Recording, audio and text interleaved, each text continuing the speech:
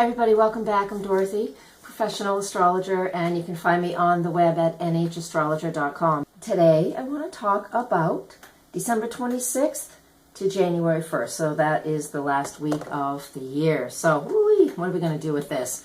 All right, here's a big thing. I'm not going to need to do something for every single day, because one of the main things I want to focus on, and I just wrote this all up, so I'm going to look at my notes so I don't miss anything, is on the 26th, we have the exact opposition of Jupiter and Uranus. Now, we're going to be having this, let me look how often. We're going to have this 2 other times in 2017. So in a way, it's a little bit of a forecast about the whole coming year, because this is an important aspect that's going on.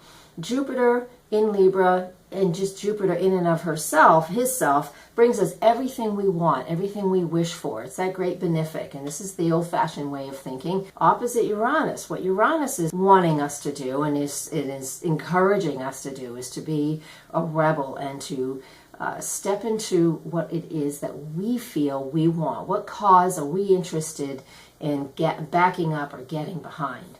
Now, when these two are in opposition, this creates a massive need for change. Now, we've already seen this throughout the year, but today is a culmination of everything. Today meaning December 26th, is a culmination of all of these energies we've been feeling for a long time.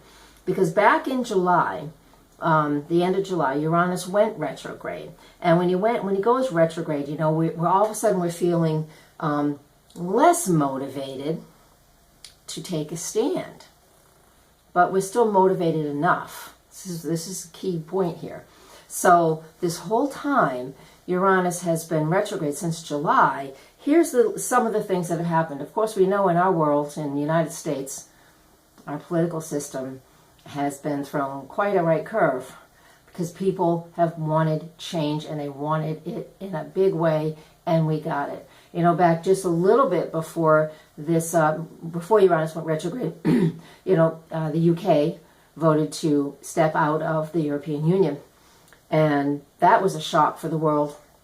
We could feel it all across the globe. And then we also have, of course, the water protectors, and out in South Dakota, and many people too, throughout this whole year, honestly. Like Michigan has been a big water issue. There are many, many water issues going on in this country, just this country alone. All right? These are the things that Uranus in Aries has been creating, especially since July. On December 26th, Uranus goes direct. And once Uranus moves direct, and this is the exact day that they're in an opposition to each other, Jupiter and Uranus, everything we've been asking for, Jupiter gives us. In the opposition to Uranus, we're feeling quite rebellious, and we want things to change in a big way. Well, between now and April, when Uranus retraces its steps to the area that it was when it went retrograde, back in July, we are going to be paying the consequences of the choices that we have made. So, are they great choices? And what we get is a reward? Maybe. There are consequences for some of the actions that have happened and some of the things and the steps that people have taken. So what are we going to do with this? And where is this going on in your own personal chart? This is, you know, just a week forecast from December 28th to January 1st. But this is such a big, big happening. I'm mainly focusing on that today. So where are you going to go? What are we going to do? What does it look like in your life? Where is this happening in your life? What planets are being aspected by this? Right? I know. I've got a whole month forecast coming up with the Web of Light TV show. So keep an eye out for that. And if you don't know what I mean, get on my email list. Once a month, I pick somebody new from on my email list, and they get a free 20-minute reading with me. So come check that out right on my website. Wherever you're watching this, go to my website. There's links everywhere. And just sign up to be on my newsletter list, okay? All right, that's that piece that I wanted to give you. So much information there, so much information, and I have it written out on the forecast on my website as well. So come read that if you'd like to have that information. Now, moving on, just in the week of December 26th, the next big event is, and it's not a bit major event, but it's a new moon in Capricorn, and there is a separate video for that. So that's December 28th or the 29th, depends on where you live in the world.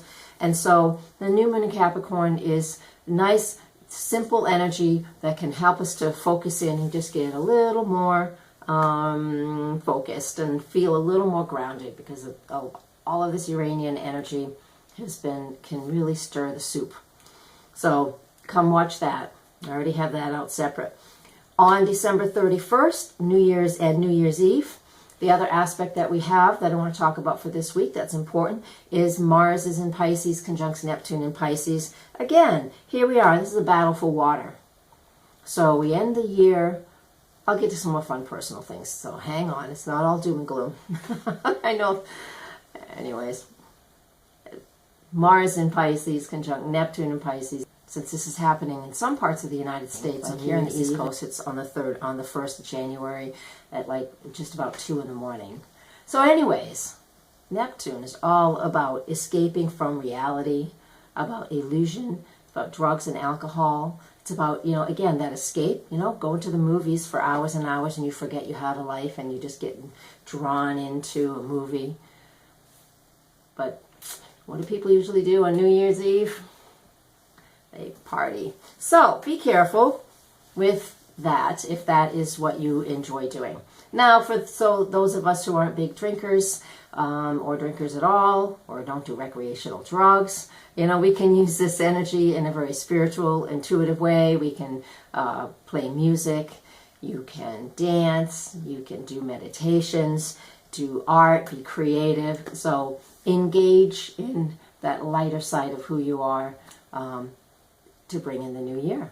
All right, we are in that new moon phase, since the new moon is on the 28th to 29th of December this year. So if you haven't set up a New Year's resolution yet, this is actually one of the first times in ages that we've had a new moon near New Year's, and that's when everybody loves to traditionally create New Year resolutions. So perfect time for that too.